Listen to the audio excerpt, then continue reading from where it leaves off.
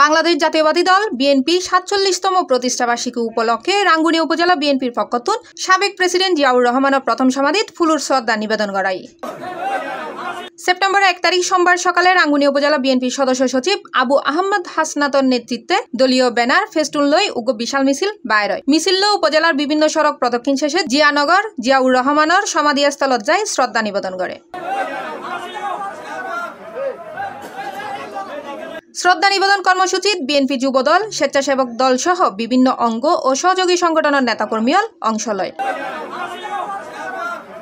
উক্ত কর্মসূচিত আবু আহমেদ হাসনাত হয় সাবেক প্রেসিডেন্ট জিয়াউর রহমান আসিল বাংলাদেশের স্বাধীনতার ঘোষক, বহুদলীয় গণতন্ত্রের প্রবক্তা এবং জাতীয়তাবাদের প্রতীক। তার নেতৃত্বে দেশ অর্থনৈতিক ও সামাজিক উন্নয়নে এক নতুন দিগন্ত সূচনা গজিল ও এখনও বাঙালির হৃদয়ত বাঁচি আছে।